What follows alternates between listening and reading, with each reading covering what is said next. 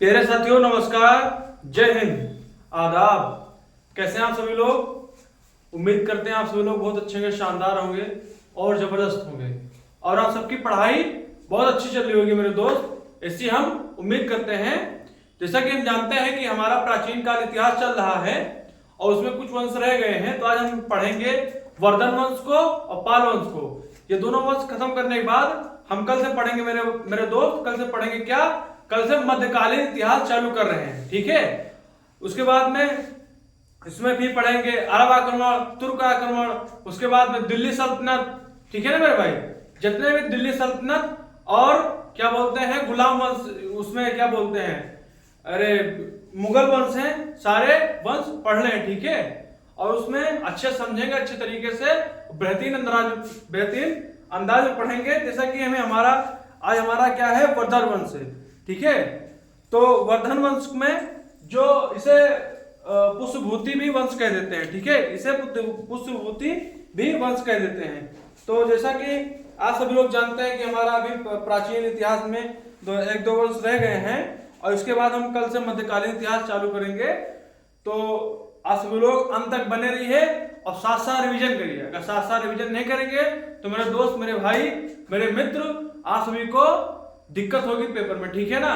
और जैसा कि हमारा स्टैटिक जीके भी है, स्टैटिक जीके भी हम अच्छे से पढ़ेंगे, बट हम सबसे पहले हिस्ट्री को कंप्लीट करेंगे अच्छे तरीके से, ठीक है।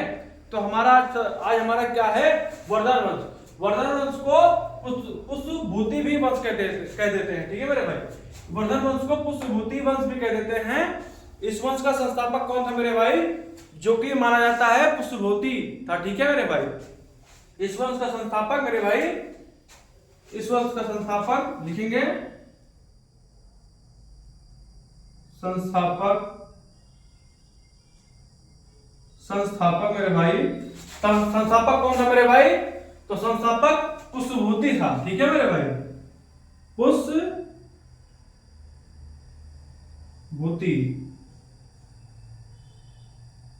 ठीक है मेरे भाई, पुष्यभूति को माना जाता है। और वंश का सबसे प्रतापी राजा प्रभाकर वर्धन हुआ था, जिसे परम भटनागर के उपाधि धारण की, ठीक है मेरे भाई, जिसने परम भट्टागर, ठीक है मेरे भाई,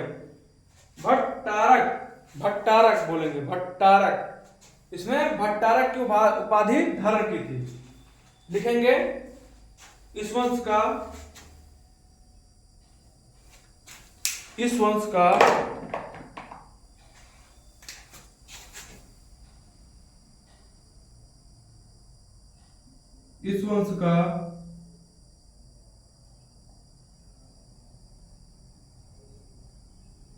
सबसे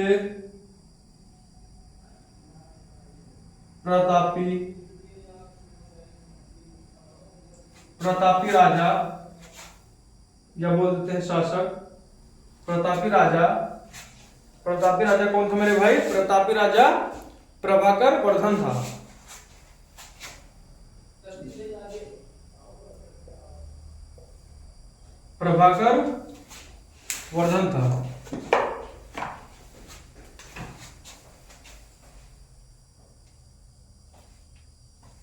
प्रभाकर वर्धन था, ठीक है मेरे भाई।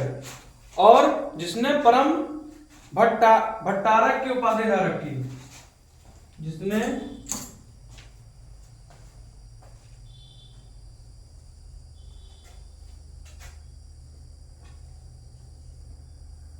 भट्टारक की उपाधि धारण की,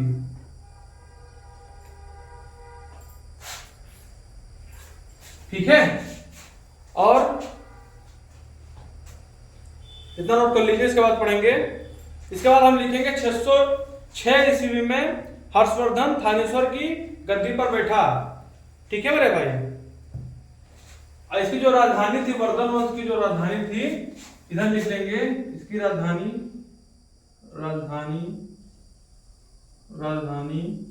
तो थानेश्वर थी, थानेश्वर,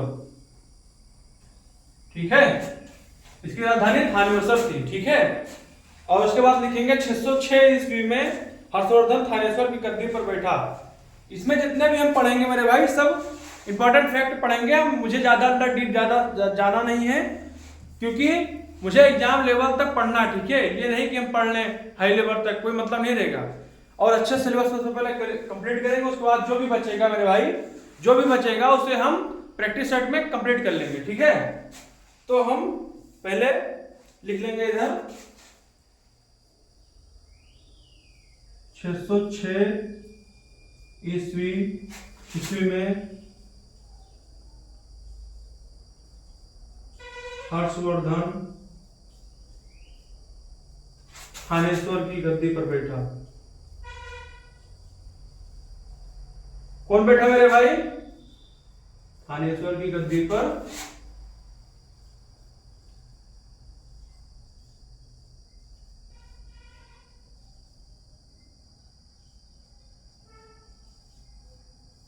ठीक है, इंपॉर्टेंट है मेरे भाई।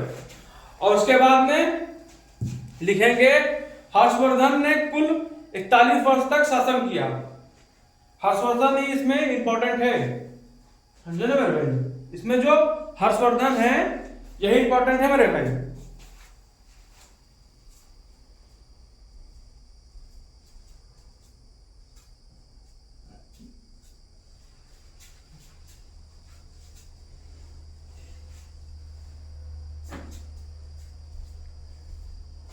चलिए हम इसे इरेज कर लेते हैं। कितना नोट हो गया होगा मेरे भाई, आपसे ऐसी उम्मीद हम करते हैं।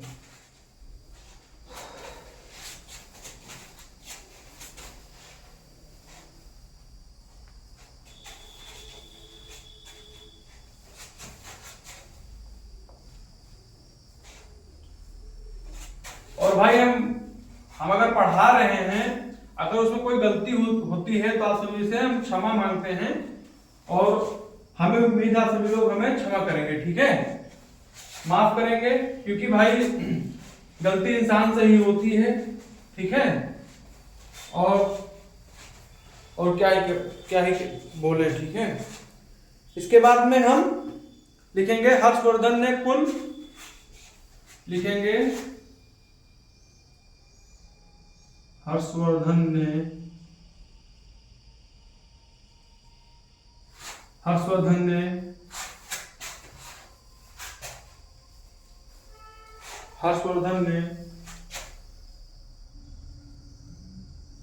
कुल 41 वर्ष तक शासन किया।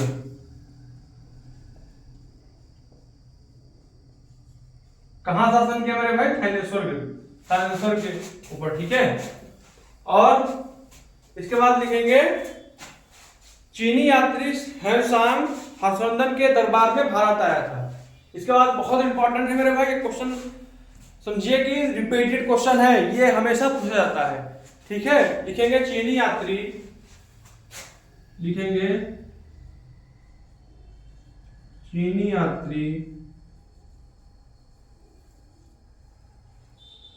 हेनसांग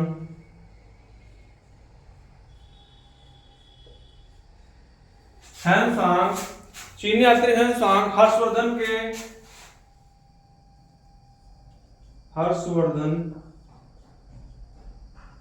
के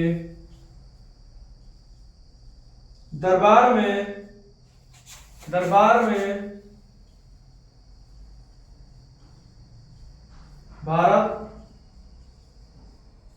भारत आया था, ठीक है। इतना नोट कर लीजिए, बहुत इंपॉर्टेंट है मेरे दोस्त। ये हेनसांग चीनी यात्री, ये बहुत इंपॉर्टेंट है, किसके दरबार में आया था, क्वेश्चन पूछा जाता है, ठीक है। और लिखेंगे हेनसांग जो था ये नालंदा विश्वविद्यालय में पढ़ने के लिए आया था, ठीक है। ये जो है हेनसांग नालंदा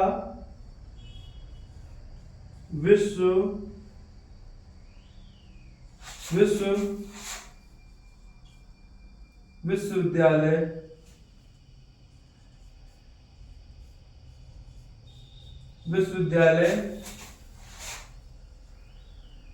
पढ़ने के लिए आया था।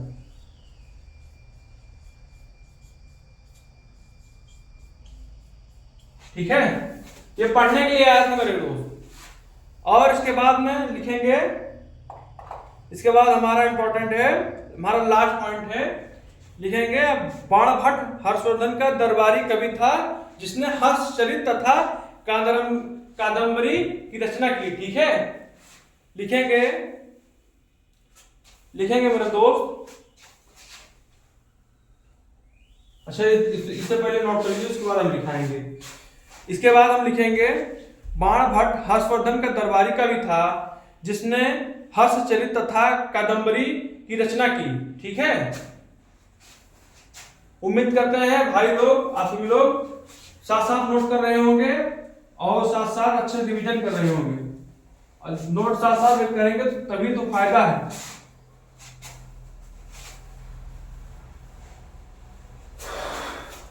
बहुत गर्मी मेरे दोस्त, बहुत ज्यादा गर्मी, जी की हालत खराब है।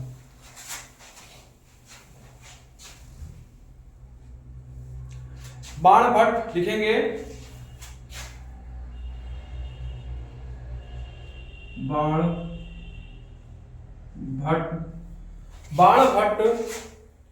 बाणभट्ट हर्षवर्धन का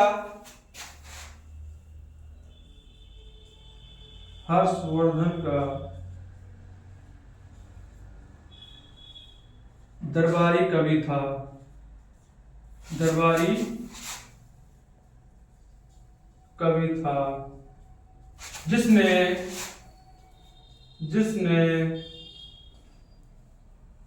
जिसने मेरे भाई, जिसने हर्षचरित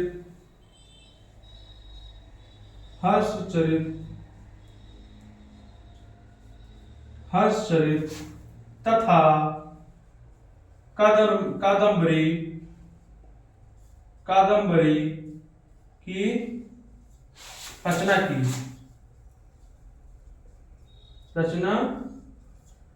ठीक है मेरे दोस्त, इतना नोट कर लीजिए। इसके बाद में हम आएंगे पाल वंश को पढ़ेंगे। ठीक है, जो कि हमारा इसमें जो हम पढ़ा रहे हैं इस समय, इसमें हमारा लास्ट वंश रहेगा। इसके बाद हम कल से पढ़ेंगे मध्यकालीन इतिहास, और मध्यकालीन इतिहास को बेहतरीन तरीके और बेहतरीन अंदाज से पढ़ेंगे और वहां से भी क्वेश्चन पूछ लेते हैं। ठीक है, उसके बाद धीरे धीरे हम आधुनिक इतिहास में आएंगे। तो हमारा लगभग अभी कम से कम 15-16 क्लास लग जाएंगी हिस्ट्री में। उसके बाद हमारा सिलेबस कंप्लीट हो जाएगा। इसके बाद हम पढ़ेंगे स्टैटिक जीके को, और स्टैटिक जीके को बहुत अच्छे से पढ़ेंगे। ठीक है, और समझेंगे। चलिए हम इसे इरेज कर लेते हैं। और इसके बाद आएगा मेरे दोस्त, इसके बाद आएगा पाल वंश को भी ऐसे ही थोड़ा, उसमें जो प्रमुख चीजें हैं उसे हम नोट कर लेंगे, प्रमुख फैक्ट जो हैं उसे हम नोट कर लेंगे। ठीक है, जो एग्जाम में आने लायक है, क्वेश्चन बन जाते हैं कभी कभी। यहां से भी लोग उम्मीद नहीं करते कि यहां से क्वेश्चन बनेंगे, लोग पढ़ते हैं नहीं, तो यहीं से कभी कभी एग्जाम में क्वेश्चन बना देता है। तो हमें किसी चीज को छोड़ना नहीं है। ठीक है,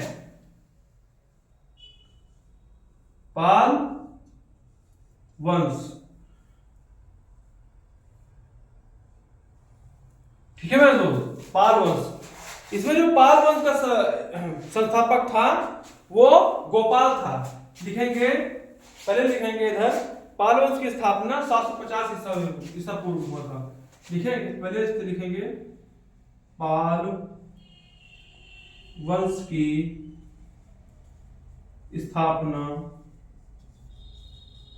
750 ईस्वी 750 ईस्वी 8वीं शताब्दी में,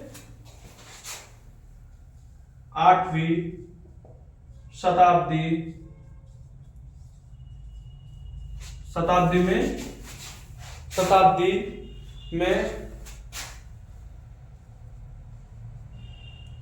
में गोपाल ने किया था। ठीक है मेरे दोस्त, ये पहले नोट कर लीजिए, इंपॉर्टेंट यही है मेरे दोस्त। पूछेगा पाल वंश की स्थापना अगर क्वेश्चन याद बनेगा तो यही सबसे पहले यही पूछेगा किसने स्थापना की पाल वंश का, तो कौन बोलेंगे? गोपाल। किसने की मेरे दोस्त? गोपाल।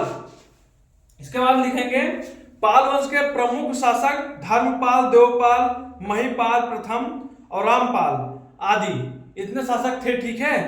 और जितने भी इसमें शासक थे सारे के सारे बौद्ध धर्म के अनुयायी थे, समझे ना मेरे दोस्त। जितने भी इसमें शासक थे सारे बौद्ध धर्म के अनुयायी थे, ठीक है। लिखेंगे पाल वंश के प्रमुख शासक, पाल वंश के प्रमुख शासक। प्रमुख शासक कौन है मेरे दोस्त? लिखेंगे धर्मपाल, धर्मपाल, धर्मपाल कौन? धर्मपाल, देवपाल, महिपाल प्रथम, देवपाल, देवपाल, देवपाल, महिपाल प्रथम, महिपाल प्रथम। उसके बाद पढ़ेंगे रामपाल आदि, रामपाल आदि, ठीक है मेरे दोस्त। इसके बाद हम पढ़ेंगे पाल वंश के जितने भी शासक थे सारे के सारे बौद्ध धर्म के अनुयायी थे, ठीक है। जितने भी शासक थे सारे के सारे बौद्ध धर्म के अनुयायी थे। और पाल वंश के सबसे महान शासक किसे माना जाता है? तो धर्मपाल को माना जाता है। जो पाल वंश के सबसे महान शासक थे वो धर्मपाल थे, ठीक है मेरे दोस्त। और उसके बाद में पढ़ेंगे धर्मपाल ने विक्रमशिला विश्वविद्यालय की स्थापना की। पाल वंश के अंतिम शासक कौन थे? गोविंद पाल थे। इतना हमारा मेन टॉपिक है, इसे अच्छे से कवर कर लेंगे, अच्छे पॉइंट हैं और इसे अच्छे से पढ़िए, ठीक है। यहां क्वेश्चन बन जाते हैं कभी कभी।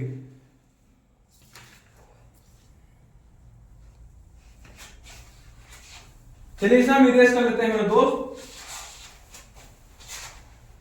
और आप सभी से रिक्वेस्ट है मेरे भाई कि हमारा channel army defence factory channel को सब्सक्राइब करिए, शेयर करिए और हम अपने भाई दोस्तों को शेयर करिए और इसे आगे बढ़वाइए, ठीक है मेरे दोस्त। ये सब आपका ही काम है मेरे दोस्त, समझे ना मेरे दोस्त।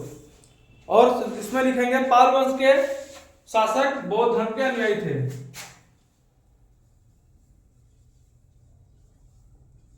पाल वंश के शासक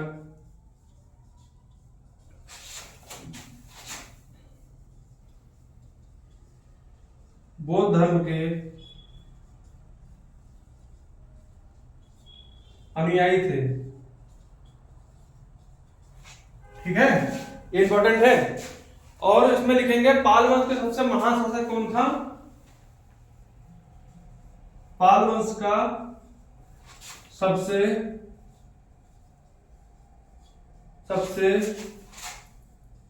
महान शासक,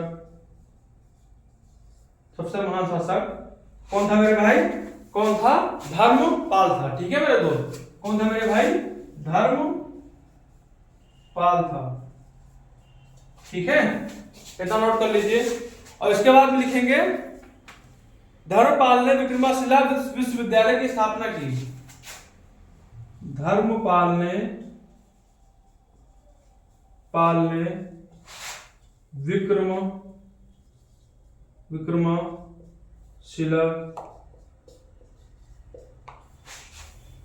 विक्रमशिला विश्वविद्यालय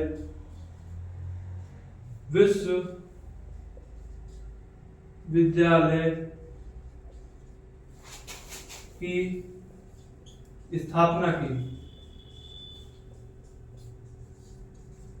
ठीक है, विश्वविद्यालय की स्थापना की। और उसके बाद देखेंगे पाल वंश का अंतिम शासक गोविंद पाल था। पाल वंश का अंतिम शासक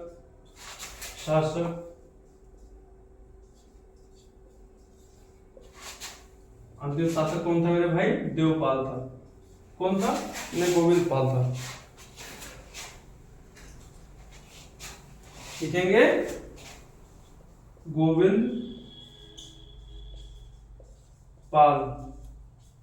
ठीक है मेरे दोस्त, ये हमारा आज का सेशन कंप्लीट हुआ। और कल हम पढ़ेंगे मेरे दोस्त, कल पढ़ेंगे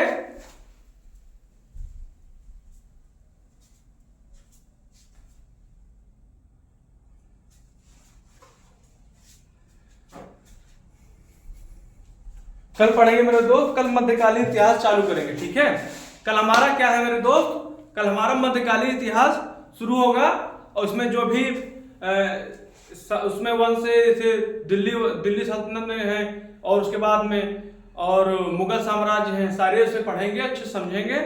और आप सभी से एक रिक्वेस्ट है मेरे दोस्त, साथ साथ रिवीजन करिए और हमारा चैनल आर्मी डिफेंस फैक्ट्रीज को सब्सक्राइब करिए, शेयर करिए। ठीक है मेरे दोस्त, और एक हम होमवर्क दे रहे हैं आप सभी को वो पूरा करना है। जैसा कि हम यहाँ पूरा नहीं करवा सकते हैं, बट हम पूछेंगे कल। ठीक है, अगर आप अच्छे से समझ रहे होंगे, अच्छे से पढ़ रहे होंगे, तो आप ये हमारा होमवर्क जरूर पूरा करेंगे। उसमें है कि आज जितना भी पढ़ाया गया है शुरू से, उससे आप सभी लोग रिवाइज करिए, रिवाइज करके PYQ लगाइए। ठीक है, उसके बाद हम कल शुरू करते हैं मध्यकालीन इतिहास। ठीक है मेरे दोस्त, तो आज के लिए इतने मेरे दोस्त। जय हिंद, धन्यवाद, आदाब।